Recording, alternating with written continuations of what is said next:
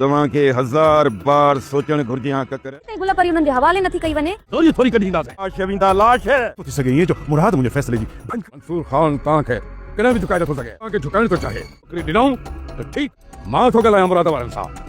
दोस्तों आख़िरकार उहो ई थियो जेका सुबुह मां वीडियो में ॻाल्हि कई हुई। सुबुह वीडियो में मां इहा ॻाल्हि कई हुई त ककर कोन जलबो जॾहिं ककर खे ख़बर पवंदी उनजी घरवारी उनजे हवाले न कई वञे थी पई। अहिड़े हिसाब सां अचण वारी एपिसोड में हाणे प्रोमो बि तव्हां ॾिठो जंहिंजे करे हिक ॿिए जे मथां हथियार सिधा कया राज़न ऐं मुराद वारनि ऐं हिक ॿिए जे मथां गर्म थी विया। इतां जेको आहे न ख़ाली मोटी वेंदा सिधो राज़न वारा वञी शाहनवाज़ ख़ान खे दा हणंदा। शाहनवाज़ ख़ान इन शइ जो फ़ाइदो वठंदो मौक़े जो ऐं ॾाढो गुस्सो कंदो चवंदो मंसूर ख़ान तव्हांखे झुकाइणु चाहे थो सॼी मंसूर ख़ान जी चाल आहे। इन लाइ मुराद वारनि ईअं कयो आहे। हल त हलूं था मुराद खां मां तव्हांखे वठी ॾियां थो संग अगरि न ॾिनई त घर में घिरी ॿई संग खणंदासीं।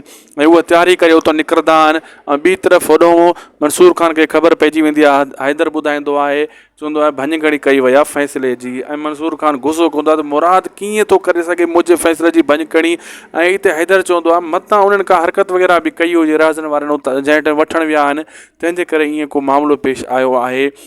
होॾां कुंज खे वारो मिलंदो आहे। कुंज बि घणो कुझु ॻाल्हाईंदी आहे हीअं थींदो हूअं थींदो फलाण थींदो जेसीं ताईं छोकिरी वापसि न मिलंदी मुंहिंजा ॿाहिरि न वेंदा। लेकिन मुंहिंजा ॿाहिरि किना थी उतां मोटी वेंदा आहिनि। मुराद जी धमकी हिकिड़ी ॾींदो आहे। मुराद उन्हनि खे मोटाए छॾींदो आहे शींहं वारी धमकी। ककर राज़न वारा मोटी वेंदा आहिनि। राज़न सम्झाईंदो ककर खे हथियार हेठि कर विढ़णो न आहे प्यार सां ई मसइलो हल कंदासीं ऐं हू मोटी वेंदा आहिनि। ऐं मुराद वारा हाणे इन कोशिशि में हूंदा आहिनि त छोकिरी कहिड़े हिसाब सां मोटायूं ऐं सोडल वारनि खे ॻोल्हियूं। ऐं सोडल वारा फ़िलहालु त हथ ई कोन ईंदो। सोडल अहिड़ी पासे गुम थी वियो।